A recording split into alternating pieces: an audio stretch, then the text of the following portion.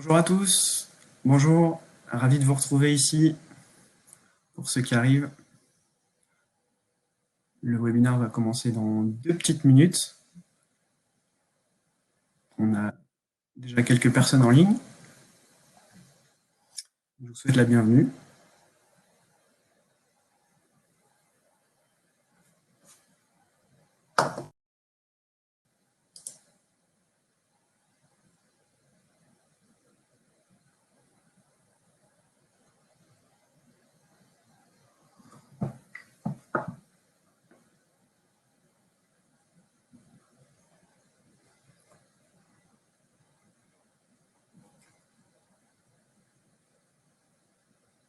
J'espère que tout le monde se porte bien en cette période si particulière et que vous êtes tous en bonne santé surtout, c'est le principal.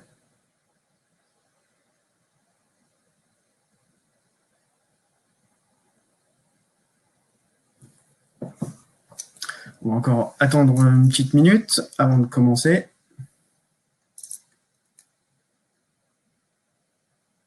Bonjour Guillaume.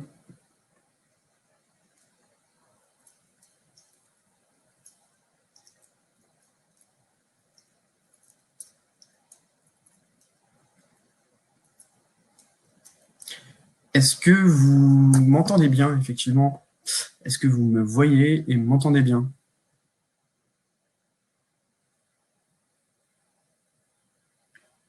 Surtout m'entendez bien, parce que la caméra, c'est un petit plus, mais est-ce que vous m'entendez bien surtout?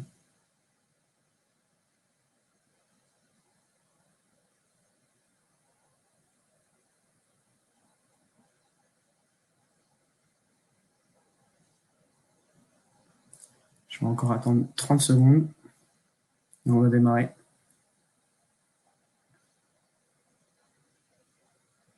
Alors Guillaume, c'est normal que vous ne puissiez pas parler. Je suis le seul orateur sur la réunion, mais néanmoins, si vous avez des questions, n'hésitez pas à les poser sur le chat. J'y ai accès en temps réel et on pourra répondre sans problème. Ok, merci Maxime, le son marche bien, c'est parfait. Ok, bah écoutez, on va démarrer.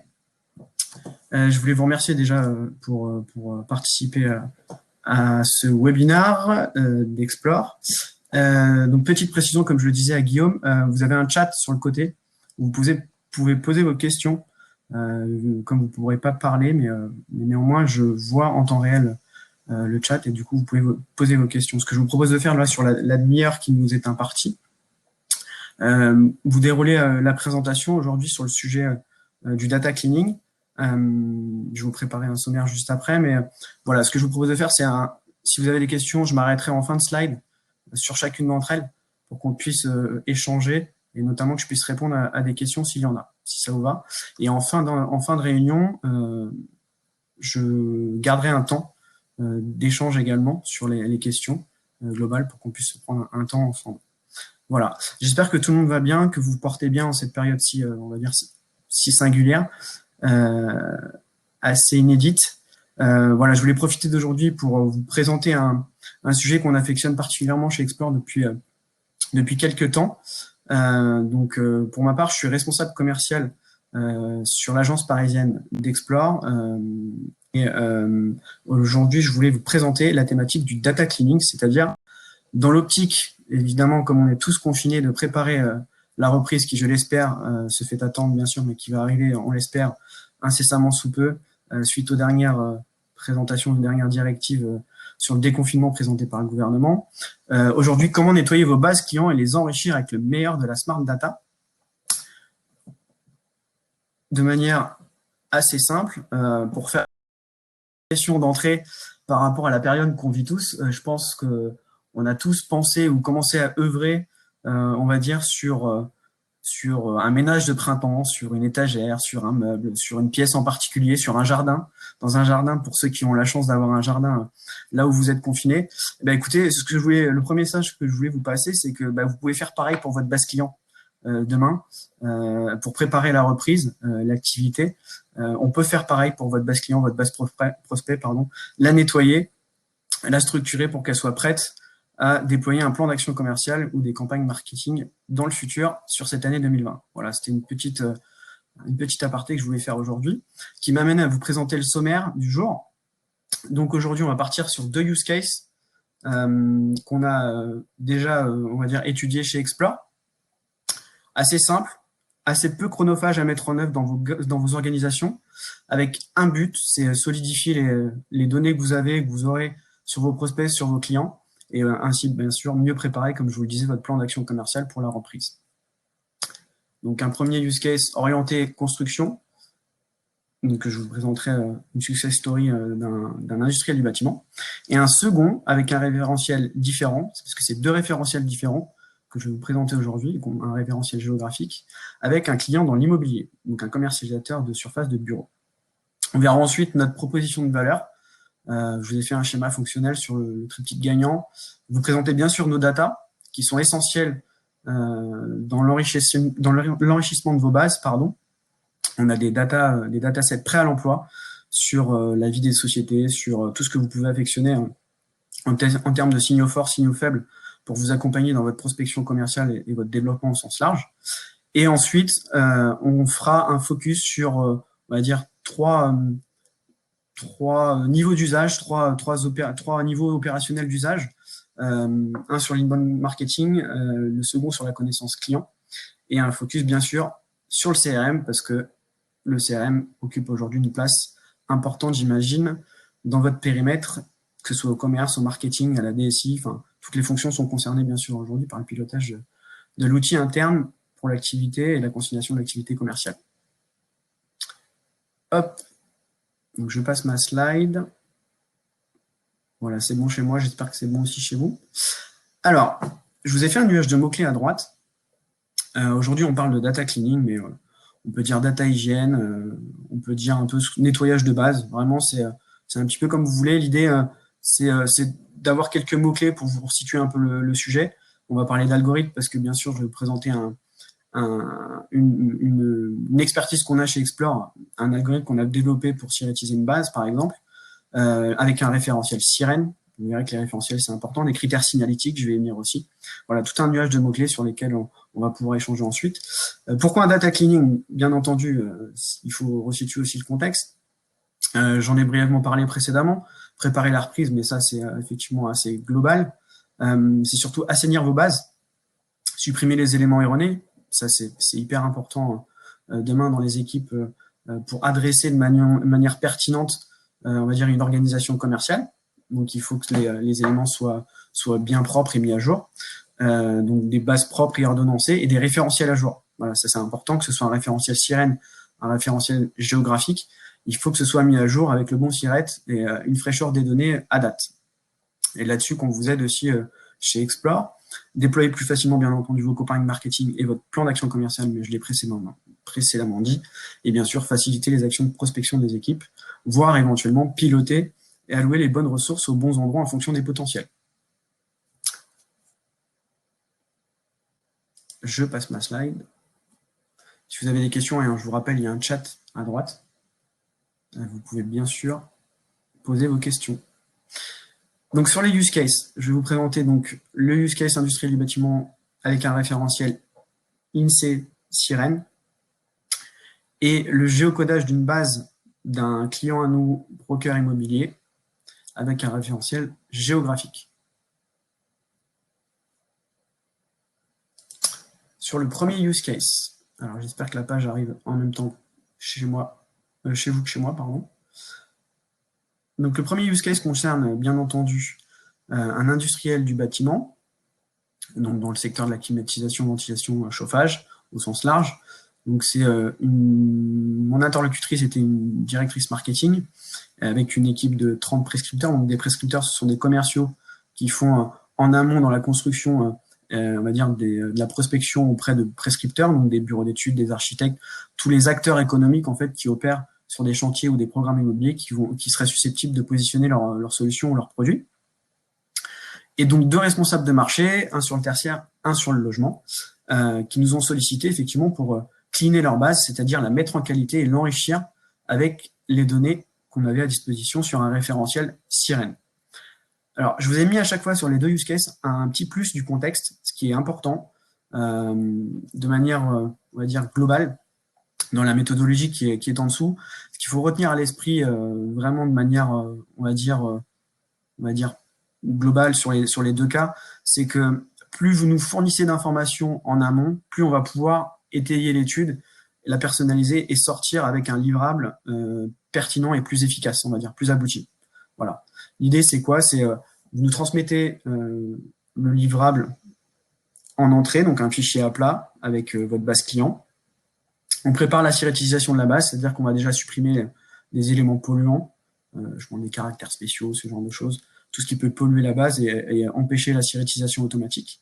Ensuite, on a dans notre équipe Data Analytics, je vais y revenir tout à l'heure, mais des profils de data analyst qui vont être alloués à votre étude, donc un data analyst par étude, en l'occurrence là sur un référentiel sirène, sur le cleaning d'une base client, qui va mettre en route l'algorithme automatique de syrétisation pour pouvoir rapprocher votre base, bien entendu, et surtout ensuite vérifier et faire des contrôles de cohérence. Ça aussi, c'est important, c'est un plus de notre expertise.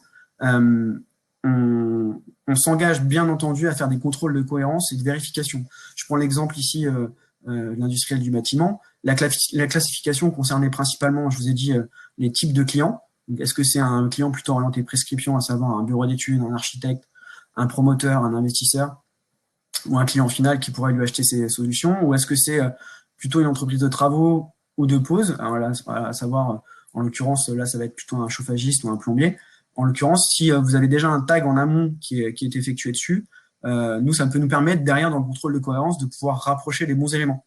En l'occurrence, si j'ai le menuisier Explore, par exemple, qui est référencé alors qu'il est censé avoir un code NAF architecte, vous voyez, on va peut-être rapprocher une autre dénomination commerciale pour coller, si vous voulez, à la donnée d'entrée qui nous a été fournie. Voilà. Donc j'ai pris cet exemple-là, mais ça peut être pour une société de services, banque, assurance ou de services B2B au sens large. Vous avez des contextes et des données de contexte que vous pouvez nous fournir qui nous permet d'affiner derrière l'étude. Et bien entendu, la dernière étape, c'est l'enrichissement, parce que un clinique, c'est bien beau, mais il faut aussi enrichir avec la donnée qui est fraîche et existante à disposition, avec un prestataire comme Explore. Donc, c'est mettre un SIRET en face de chaque ligne, bien entendu, et ensuite, bien évidemment, vous enrichir la base avec des données, ce qu'on appelle signalétiques, issues de l'INSEE, donc des tranches d'effectifs, du chiffre d'affaires, des codes NAF affinés, des adresses de siège social, etc., etc. Voilà pour le premier use case. Donc, référentiel sirène, je résume. Référentiel sirène, donc syrétisation.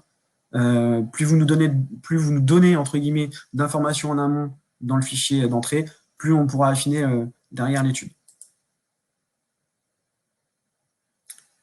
Je passe au second. Alors, pardon, excusez-moi, il y a une slide avant, autant pour moi. Sur les tips, donc quels sont les bénéfices de la prestation là-dessus. Donc, je vous dis, on nettoie les caractères polluants, on identifie les entreprises inactives. Donc, ça, c'est très important aussi pour pas, on va dire, fatiguer vos commerciaux demain avec des entreprises qui sont plus actives ou éventuellement des doublons. Ça peut arriver aussi. La mise à jour des adresses, c'est toujours bien d'avoir effectivement des adresses de sièges sociaux bien mis à jour dans votre base. Radier les établissements secondaires, bien entendu, puis de manière globale, analyser la complétude et la qualité de la donnée. Voilà pour résumer un petit peu sur ce sujet. Je vois qu'il n'y a pas de questions, donc je passe à la slide suivante. N'hésitez pas sur le chat à droite. Je suis disponible, je vois vos commentaires en live. Le second use case, donc là on est sur le secteur, l'univers de l'immobilier, au sens large. Un commercialisateur de bureaux, donc c'est une société qui est spécialisée en commercialisation de surface de bureaux, donc un agent d'immobilier entreprise, pardon. Donc cette fois-ci, c'était un interlocuteur aux études qui nous a sollicité, qui est aussi en charge, vous voyez, dans son périmètre, qui avait en charge les études, bien sûr, mais surtout la gestion du CRM et l'enrichissement de base client. Autant sur le use case 1, on était sur le nettoyage d'une base issue d'un CRM interne pour le déploiement dans Microsoft Dynamics, comme vous avez pu voir avant. Là, on est sur le redressement d'une base avec référentiel adresse pour la migration dans un nouvel outil géographique. Outils géographiques, petit aparté, on parle bien sûr de système d'information géolocalisé, qui est l'équivalent du CRM, mais avec la dimension cartographique. Vous allez voir juste après. Donc l'idée, c'est quoi? C'est que nettoyer la base en la géocodant, c'est-à-dire en rapprochant les adresses qui ont été fournies en entrée avec les adresses que nous, Explore, on estime, grâce aux outils et aux différentes couches de données qu'on va pouvoir rapprocher, qu'on estime bonnes à date. Je vous ai fait un petit schéma fonctionnel, donc je ne sais pas si vous le verrez, mais bon, l'idée c'est quoi? C'est qu'il y a des lignes en entrée, on géocode une première partie, et ensuite on fait des rapprochements avec d'autres sources. On peut constituer notamment des adresses associées avec la mise en place d'un algorithme. Je pense notamment, je prends un exemple, dans les zones d'activité ou les zones commerciales, vous avez parfois une adresse qui est difficile à retrouver. Vous avez peut-être plusieurs bâtiments à une adresse, ou vous avez une adresse qui est un petit peu, le point d'entrée qui est un petit peu éloigné de l'adresse enregistrée à date. Tout ça, on sait faire. C'est-à-dire qu'on va sélectionner la meilleure adresse et on va la redresser grâce avec notamment une base de données qu'on produit, qu'on achète par ailleurs à la Direction générale des finances publiques, qui s'appelle la base d'immeubles et terrains, qui fait état en fait du patrimoine immobilier détenu par les personnes morales immatriculées en France. Donc, je ne vais pas m'étendre là-dessus parce que vous n'êtes pas forcément tous issus du secteur de l'immobilier, mais sachez que voilà, c'est un référentiel qu'on utilise au même titre que les bases de données cadastrales pour redresser une base et le cas échéant, faire des rapprochements géographiques pour avoir une base en sortie qui est plus fine. Donc, rapprochement à la parcelle notamment. Voilà, le plus du contexte dans ce use case, ça a été bien sûr l'identifiant qui a été donné en entrée pour chaque bien, chaque adresse, ce qui nous a permis effectivement d'avoir déjà le moins de doublons possible.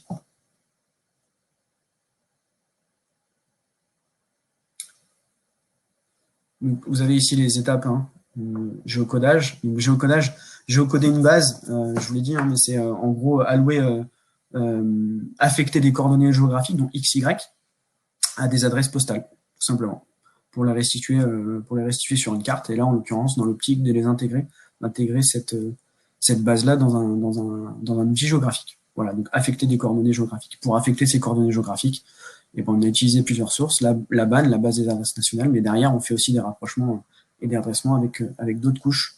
Si vous avez des besoins là-dessus, n'hésitez surtout pas, on a une expertise spécifique sur ces segments-là. Pareil, les bénéfices de la prestation sur la partie immobilière. Alors, Pierre-Marie, oui, j'ai oublié de préciser Microsoft Dynamics, effectivement.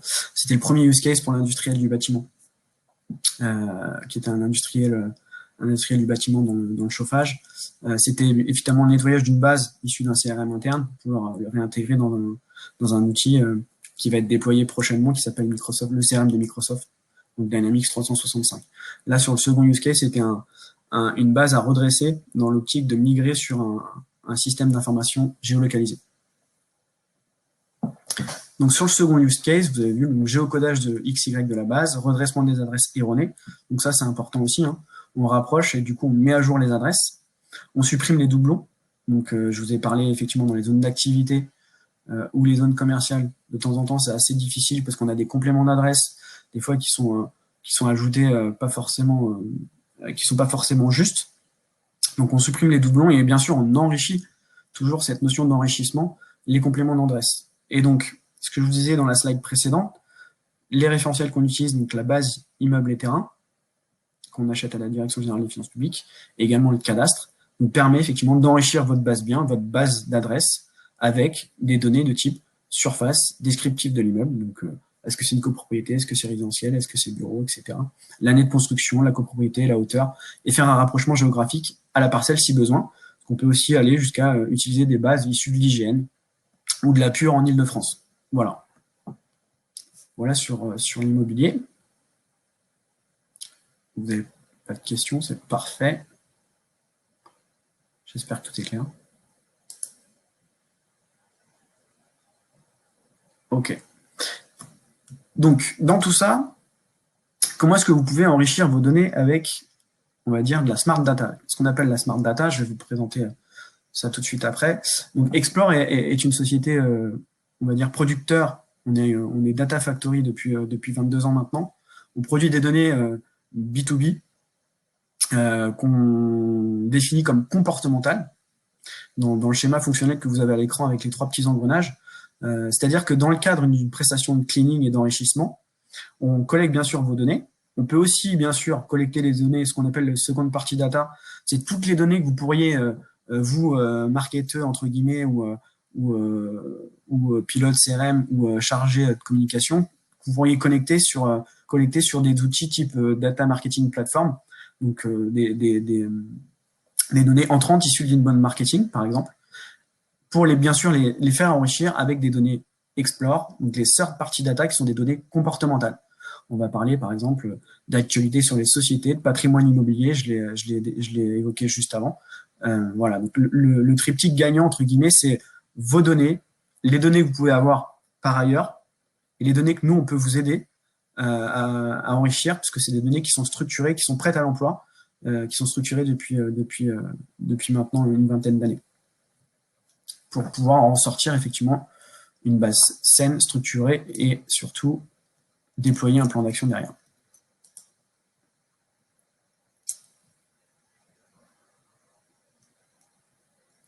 Vous avez à l'écran donc la liste des bases de données, des datasets qui sont prêtes à l'emploi chez nous. Donc, pour faire, on va dire, global, on peut vous informer sur l'ensemble des actualités liées à une société, que ce soit issu de la presse, des réseaux sociaux, des comptes rendus de conseils municipaux, tout ce qui peut être publié sur une société.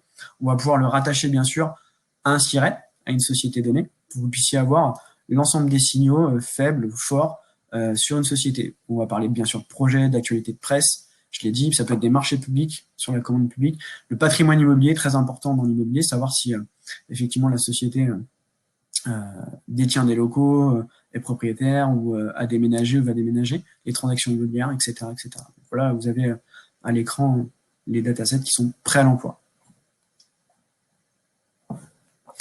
Et quand je dis smart data, c'est ce type d'informations qu'on peut vous livrer demain. On va le voir après par portefeuille, mais ça peut être aussi dans le cadre d'une intégration CRM à l'échelle d'un portefeuille d'un commercial.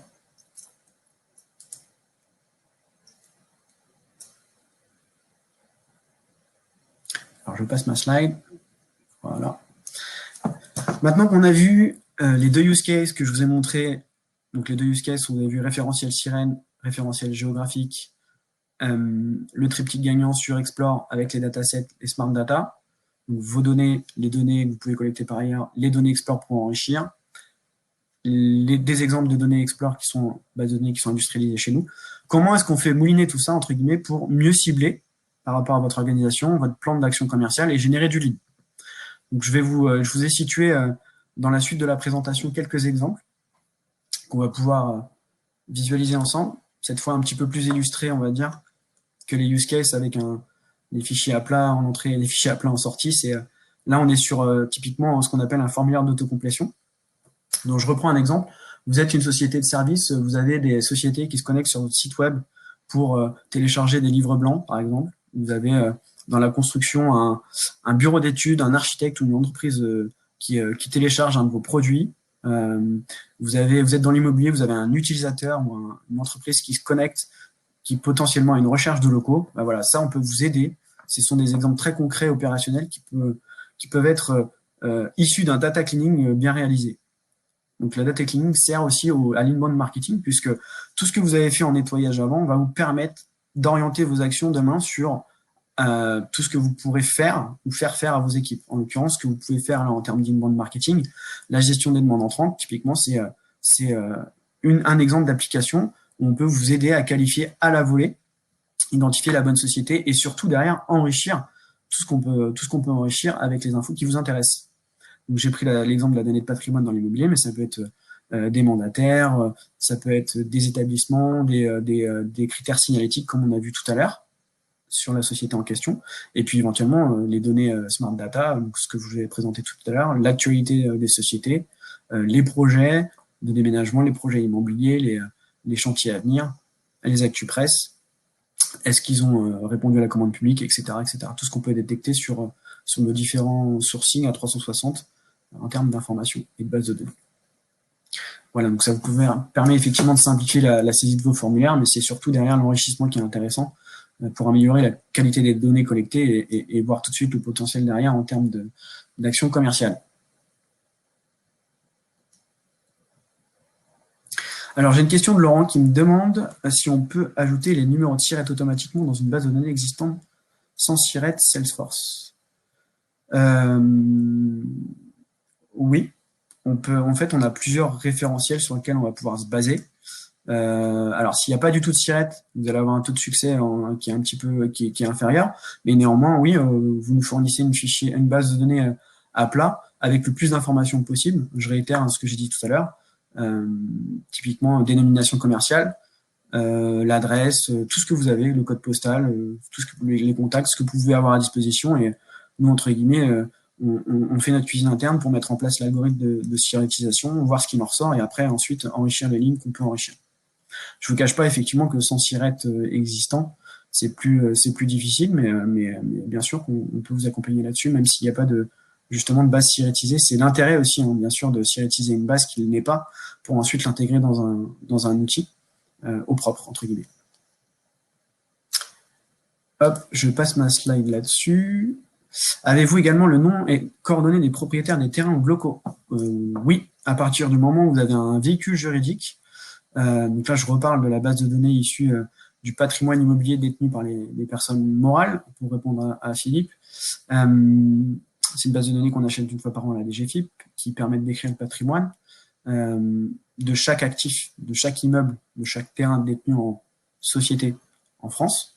Et l'idée, bien entendu, c'est d'avoir à minima le nom des propriétaires, le nom de la société et bien sûr le nom des gérants, des mandataires de la SCI ou de la société ou de la collectivité, enfin peu importe le nom du propriétaire à partir du moment où c'est une personne morale.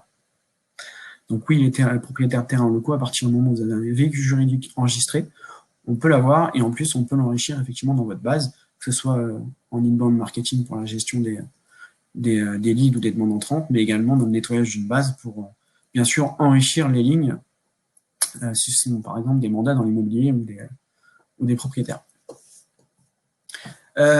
Autre exemple, la connaissance client. Donc, je pense que vous en avez tous entendu parler. C'est un concept assez simple.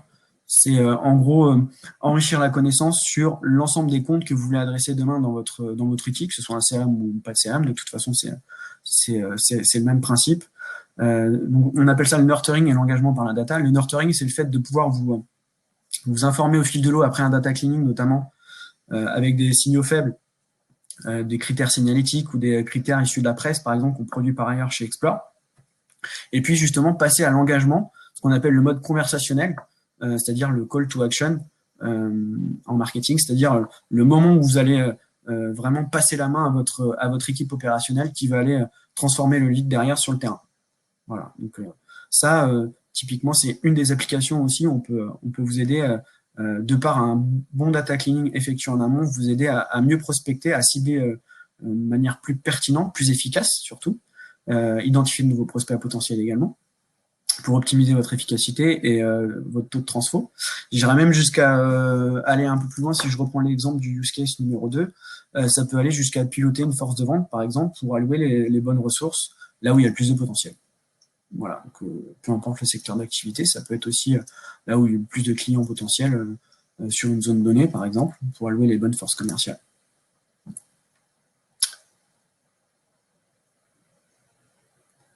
Hop. Alors, il faut que je me dépêche parce qu'on va arriver à la fin.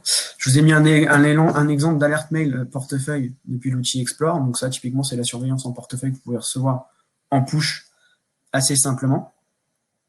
Donc la veille sectorielle, c'est issu de l'extranet, c'est un outil sur lequel on se connecte quand on est client chez Explore.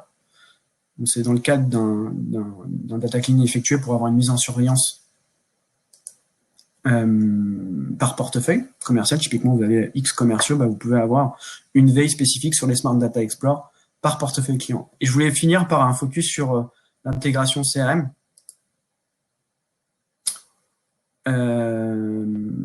Typiquement, voilà ce qu'on peut faire. On peut aussi, du coup, à partir d'un cleaning, une base client, intégrer cette nouvelle base via des formats de restitution qu'on pourra vous proposer sur l'intégration de nos données dans un CRM. C'était l'exemple 1 de l'industrie du bâtiment, mais typiquement, on a aussi de l'expertise chez Explore pour pouvoir vous transmettre, vous, entre guillemets, vous développer des passerelles techniques, que ce soit un fichier à plat, un web service, une API, ou un iframe géographique, tout simplement. Vous proposez d'intégrer nos données directement dans votre écosystème pour pouvoir faire du sourcing. Demain, vous pouvez très bien, grâce à Explore, créer de nouveaux comptes, avoir la connaissance, on en a parlé juste avant sur les clients, donc typiquement avoir toute la connaissance que nous, on peut détecter sur un client ou un portefeuille donné, et également gérer les opportunités depuis votre outil grâce à Explore. Donc, en l'occurrence, et ça, ça ne peut pas être fait sans un cleaning propre en amont. Alors, tout à l'heure, j'ai oublié une question. Comment vous pouvez être à jour sur l'état locatif des immeubles? Alors, Pierre-Marie, ça, c'est une question qu'il faudra détailler, je pense, ensemble, parce qu'on ne va pas avoir le temps aujourd'hui. Je vous propose d'y répondre en direct auprès de vous ensuite. Je voulais finir par une dernière slide pour vous présenter un petit peu qui on est de manière globale. En l'occurrence, Explore, donc on est producteur de données B2B. Je vous expliquais, on existe depuis 22 ans. On développe des bases de données prospectives, des datasets qui sont prêts à l'emploi, bien sûr, pour enrichir vos bases. Et je voulais vous parler des différents experts, parce que c'est le sujet d'aujourd'hui. Pierre-Marie me dit les slides ne se déroulent plus. Est-ce que c'est bon? Le sujet d'aujourd'hui étant le data cleaning ici, la syrétisation, le géocodage. On a staffé une équipe depuis maintenant 3-4 ans. Je vous ai parlé de data analyst, mais on a aussi des géomaticiens ou des data scientists qui peuvent répondre à vos problématiques spécifiques.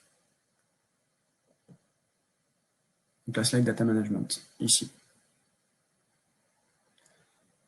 Vous développez des API, je vous ai parlé de l'intégration CRM, construction de KPI, donc ça peut être du data mining, aller sourcer de la data pour vous, de l'open data ou l'intégration de données clients, typiquement c'est ce qu'on sait faire aussi. Voilà.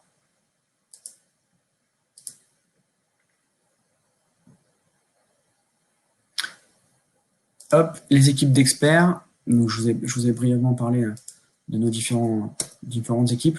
Donc les profils qui sont en charge aujourd'hui des études de cleaning sont des data analysts plutôt, ou des géomaticiens, tout dépend du référentiel que vous choisirez, et puis les technologies utilisées. Bon, nos données sont hébergées sous Microsoft Azure, et on utilise le format SQL pour nos datasets, principalement ce qu'il faut retenir.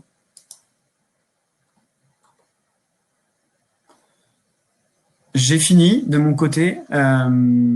J'ai été un peu vite sur la fin. Je vous propose de répondre à vos questions si vous en avez, même si j'ai répondu à certaines d'entre elles. Est-ce que vous avez des questions?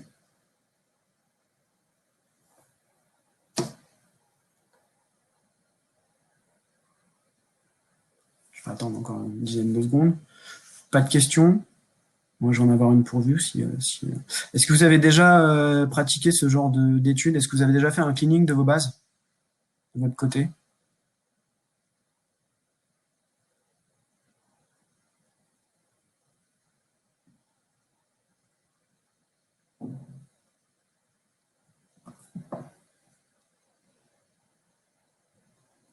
Oui, Pierre-Marie, avec plaisir.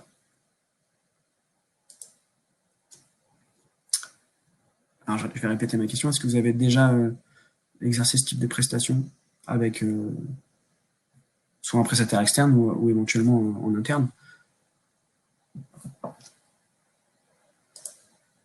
Oui, Manuel. D'accord. Ok. J'espère que ça a été. On est là aussi pour vous faire gagner du temps. L'idée, c'est le syrétiseur automatique, par exemple, ça peut aussi être un peu plus performant qu'une recherche V ou une étude manuelle. Voilà, n'hésitez pas en tout cas le cas échéant. Je vous ai dit en intro, c'est peu chronophage. Bon, ça dépend ce qu'on appelle onéreux, mais c'est pas ce qui coûte le plus cher en termes de prestation de données pour nettoyer une base, qui peut justement être vraiment une étape préliminaire importante, je dirais même fondamentale pour structurer des actions par la suite. Dur. J'imagine. Moi, je crois qu'on est bon. Je voulais merci beaucoup à tout le monde de m'avoir suivi. J'espère que ça a été assez clair. Je suis à votre disposition. Hop, mes coordonnées qui suivent ici. pour répondre à vos questions par téléphone ou par mail, si vous souhaitez rentrer en contact avec moi, vraiment à votre disposition. Explore vous remercie aussi. Voilà, pour l'info, c'était mon premier webinaire aussi, donc première expérience plutôt positive. Ça donne envie d'en faire d'autres. J'espère que vous m'accompagnerez aussi pour l'assistance dans les suivants. Voilà, merci beaucoup. Passez une belle journée. Restez chez vous surtout pour l'instant. Bon courage. Prenez soin de vous et de vos proches.